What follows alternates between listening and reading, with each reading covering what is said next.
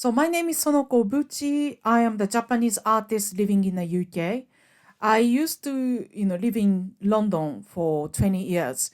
At that time, I was studying in the UAL, the University of Arts London, and I was taught interior and spatial design. So I started, work as an interior designer, and also I did the artist in residence for the royal palaces, and then that led me to freelance, design jobs. So I've done the commercial and also lots of graphic designs and theater design and also summer festival designs. I've done all sorts. And then I started to focus on my art, the pure art, probably more of the fine art than design, the last 1 year especially. So that's my background. Well, since I started doing this pure art, I started to see the whole thing so new that I'm getting used to. I was too scared to go on to my path of fine artist in a way because I was so comfortable in this, world where my clients give me the jobs and projects and then they're all exciting and I do the best jobs for it. And then that worked really harmoniously well. So I was so comfortable that I didn't want to be alone, where I have to do everything by myself from the concept and to produce work and then to introduce my work and everything. Well, I was raised in Japan, the really, really countryside in Japan called Fukuoka. And then there, my grandpa, who was a construction company owner, were also really keen oil painter in his own break time. So I had the access to oil painting from the age of 2 or something like that, which didn't continue for long. I preferred the mediums such as like sketches and the pencils and pens rather than oil painting. But yeah, my art started back then, and so it was all natural to me. I went to the high school which specialized in art and design, and I came to the UK to study art in the university, and I continued my like a design and art studies while I was working, independently. So yeah, all this time I had this background of art. My grandpa, my dad.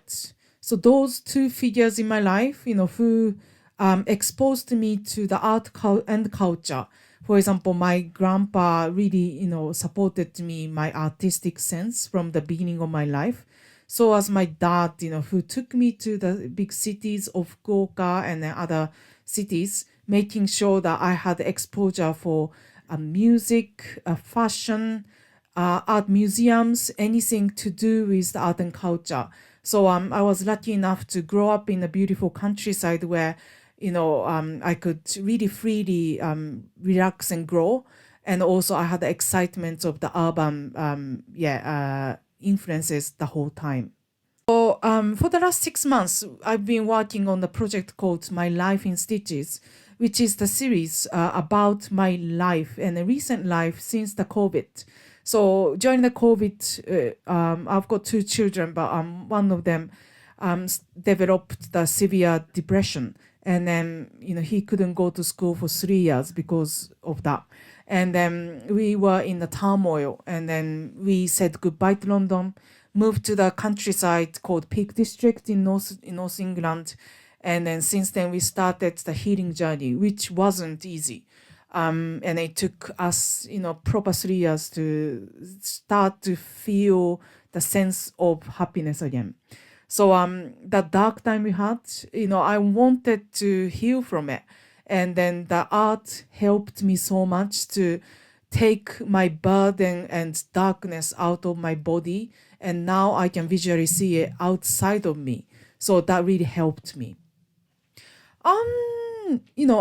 It's too early for me to know that. But for example, probably the reason why I preferred, doing my design jobs, which I enjoy anyway. It's a financial stability a little bit because yeah, although I'm freelance, I've got quite constant jobs and projects. So yeah, that was really helpful. But then art, how do I make money out of art? Because I'm doing this as a pure art and a fine art, and that's not really a sellable art that I'm doing. It's more like my healing. But then when it comes to actually making living out of it, what do I need to do? So that's something I need to explore. Don't be scared. I think maybe living in Japan as a beginning of my life. I always had this responsibility to be a good citizen, good adult who can earn money and then have the stable living. So that was in my head the whole time. So even like choosing the art the course in a university was based on that. So I did the interior and spatial design instead of fine art. Probably I wanted to do at that time to make sure that I could have better financial life.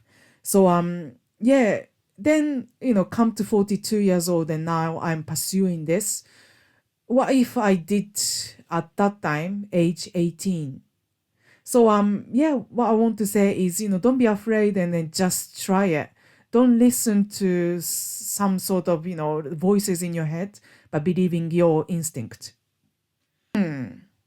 Well, actually, when I was doing this video art called Happy Whatever, that is from last year, for the first time, I used cake with whipped cream all around it, and I shoved my face in it. And then that is, in a way, that was the new medium to me that I'm actually, getting messy with the whipped cream and I acted in the video, and I think it was quite a satisfying feeling. So I'd like to explore more of what to add, what sort of props I add into my video designs from now on. Yeah, I listen to music, but not particularly. It's basically when I'm concentrating. Well, more like when I'm in the flow. I don't need anything. My life is just me and the artwork I'm working, and I forget everything else around me, and then time passes so quick. So I don't necessarily need any music. So luckily, the last few months, I could do exhibitions in Japan and two places in the UK. And then this exhibition will tour around the world, including Ireland, Thailand, and hopefully America as well one day. So far, I've seen quite a lot of visitors and friends cried seeing my work and also reading the explanations that I print out, next to each of my artwork, and then that is impactful.